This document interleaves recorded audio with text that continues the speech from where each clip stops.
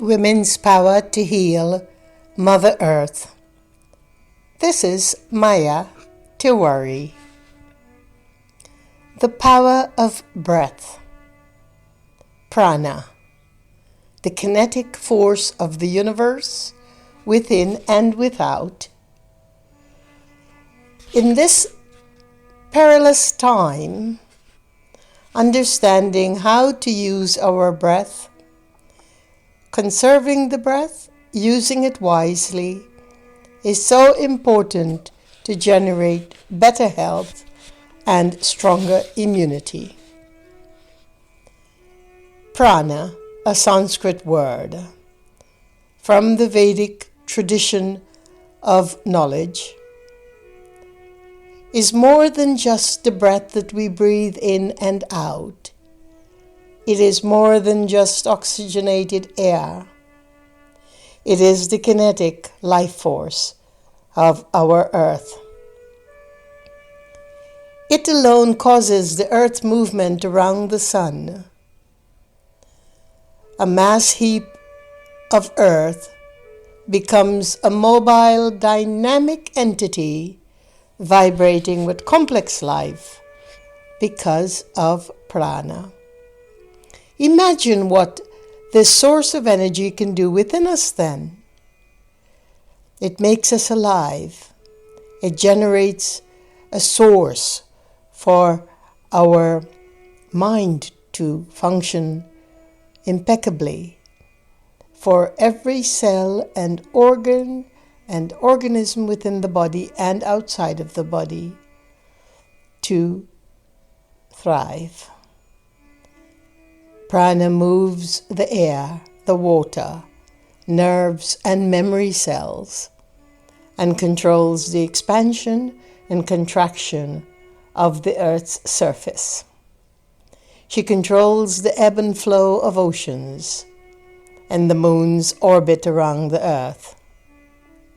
Only prana controls the breath of the planetary heart, and of course, the heart of every species. The fantastic rise of heart-related disease is due in part to the dysfunction of our own bodily prana, the way we breathe or do not breathe. When our breath force suffers, a prevailing sense of depression or sadness can occur. This eternal breath that moves the entire universe is the source of revitalization and renewal for every life on earth. When this layer of energy is weakened, the earth herself begins to exude fear, pain, tremors, and spasms. This is an indication, when it occurs within our own physiognomy, that the first layer of our body has been vitiated or impaired. The planetary level of deterioration is more readily visible in the kinetic force because prana is more easily distracted due to its subtler nature than the massive earth and her food body. Before prana can be affected, though, the food body also has to be impaired. And what I mean by the food body, in Ayurveda we talk about 5 layers or koshas in the human organism. The first, most manifested material layer is called the food body, which of course depends on the health of Mother Nature's foods as well. But getting back to prana, and getting back to the techniques that we call pranayama, the practice of prana, you can call it exercises, which came forth from the great Vedic tradition, or Hindu tradition that is, of India, that has been proven time and time over centuries to be one of the most incredible, awesome spectacular inner medicine that the human person possesses. It is only because of prana that we are able to reflect, to remember, to dream, and to live in a timeless and spatially limitless reality. When prana resonates in fear or nervousness, the very core of our spirit is pierced, and pain can permeate like endless rain. We are, during this time of the pandemic, enduring this grief, and therefore the need to become more pranic vigilant to our personal awareness and personal health depends on how much we remember to breathe and breathe well, to do the practices of pranayama, which are free and can be found in any one of my books, and to know that we are continually reviving the life force within simply by breathing in tandem, in sync with nature's rhythms, and that's what pranayama is. It has been proven in several texts in the recent past 2 decades by the scientific-minded how effective pranayama truly is. They call it breathing techniques. It covers the autonomic and central nervous system activities as well as our psychological well-being. The slow breathing techniques, which in other words are pranayama, promote autonomic changes, increasing the heart rate variability and respiratory sinus arrhythmia, paralleled by the central nervous system activity. EEG studies have shown an increase in alpha and a decrease of theta power. Psychological behavioral outputs relating to these changes increase comfort, relaxation, a sense of pleasure, vigor, and alertness, and reduces the symptoms of anxiety, depression, fear, anger, and confusion. Imagine that simply by breathing in accord with the rhythms of Mother Nature as we learn through pranayama, these practices, simple practices, many, numerous practices, breathing is intimately linked with mental functions. In the Vedic tradition, the active breathing is an essential aspect of all meditative practices, and it is considered a critical factor for reaching the meditative state of consciousness, which we call in Sanskrit samadhi. The prana, which means both breath and energy, life force that is a set of breathing techniques. I prefer to call them practices, pranayama, that aims at directly and consciously regulating one or more parameters of respiration. It depends on the frequency, the depth, the inspiration and expiration ratio.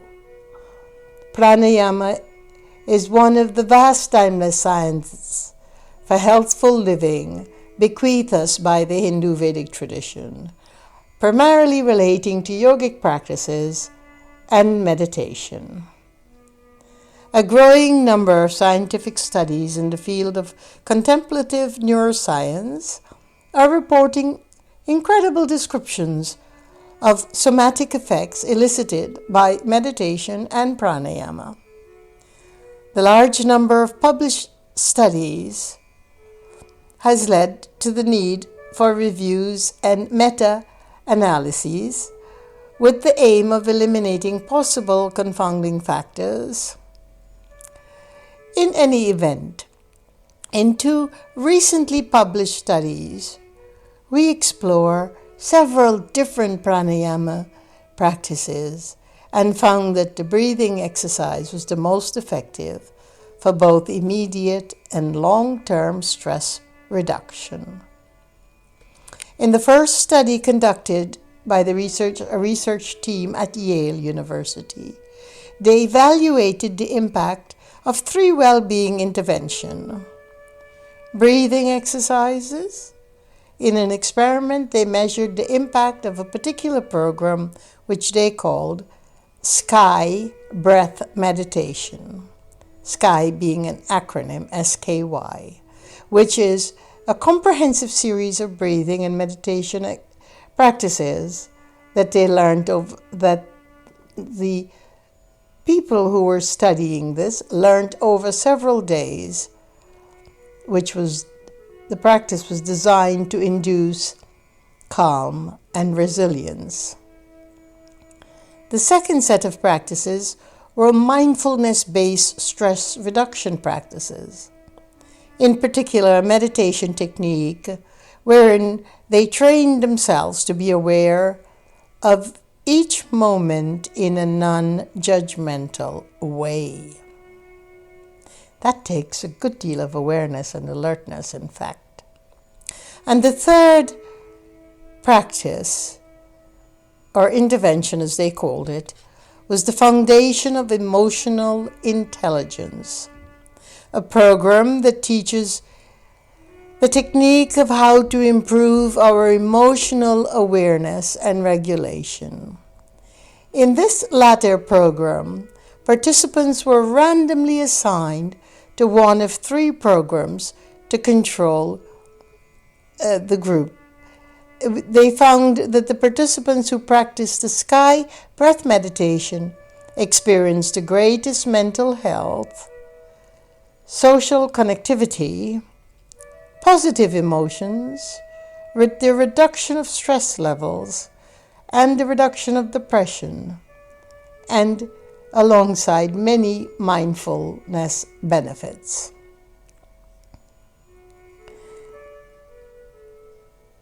A second study was conducted by the University of Arizona, where Sky Breath Meditation was compared to a workshop that taught more conventional cognitive strategies for stress management. In other words, how to change your thoughts about stress. Both workshops were rated similarly by participants, and they both produced significant increases in social connectiveness through the breath meditation.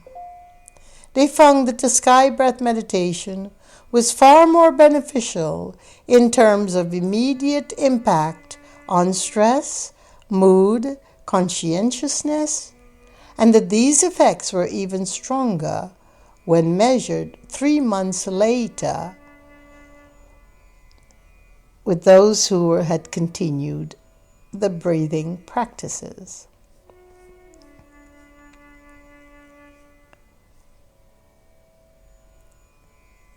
Pranayama, then, is such a boon for our time. An amazing work that comes from the Vedas. Like all things Vedic, it is based in the cosmology of our nature, in the blueprint of Mother Nature, her seasons, the 5 elements, and the way that we interface with all of it. What each Vedic practice allows us to do is to step into sync, into harmony with nature. These practices are not isolated from the larger bequeathment of excellence that Mother Nature gives to us. It teaches us how to stay attuned, not separated and isolated and then plunk on top of that practices that supposedly lead us to harmony, but in fact to be in the living, waking, dreaming, sleeping state with Mother Nature at all times, simply by refining breath, attuning it to nature's rhythm, During the lunar cycle, at night there is a particular breath. During the solar cycle, during the day, another particular breath. During the junctures of day, yet another practice. Before having a meal, a pranayamic practice, very short, very efficient, can be had. After finishing a meal, another pranayama practice can be practiced, and so on and so on. If we are having various diseases, heart disease for instance, certain pranayamic practices are very beneficent for that particular kidney dysfunction, renal dysfunction. Other practices, liver restoral, yet another practice. For female reproductive organs, yet another practice. The womb Shakti pranic practices which we teach at the Wysert School are so powerful for women to restore their cycle in harmony with Mother Moon. But we will get to all of that in other episodes. Today I just wanted, through one of my earlier practices of the day, to remind myself of how powerful it is to do a simple inner medicine practice. We already have nature's medicine within us, waiting to bloom and awaken in a way to serve. And simply by calling upon the life force of breath, we can awaken such strength, such resolve, and so much inner harmony. Pranayama is pranamaya is considered the second layer next to the food body, which is the annamaya. But you don't need to know these Sanskrit words.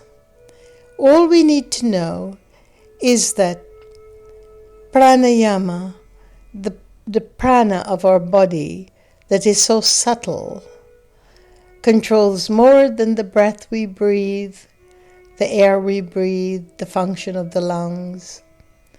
Every part of our cellular memory depends on prana to function well. Giving birth depends on prana, conception depends on prana. Digesting our food depends on prana. The urge to write, to paint, create, to do music, to sing, to dance, to learn computers, to procreate, to have a relationship, to love, to hate, to eat, and to evacuate the bodily wastes, and so on, all come from the field of prana. Ahankara, our memory. Ahankara is also the sense of ego, or the sense of self as well, is all shaped by our pranic field. Our collective memory of past and what is to come in the future is all stored there in the pranic kosha, or sheath, or layer of our physiognomy and psychology. We are unconsciously prodded to certain likes and dislikes, to images of ourselves, to the shadow, to the light, all through our pranic composition. When we are able to properly access our pranic field through the breath practices put out by the Vedas, because of its ancient, incredible knowledge that came from the superhuman minds of the world's greatest physicists and scientists, called the Vedic rishis. But we're talking about earth science, nature science, not man-made sciences. These memories that I have written so much about and talk about all the time are the basis of our remembering who we are, remembering to live in awareness and consciousness, remembering our billions of years of revolutions, reformations, and transformations that have given us the human body today. This is Maya, wishing you a wonderful day or evening, wherever you may be. Peace be your journey. And thank you for listening.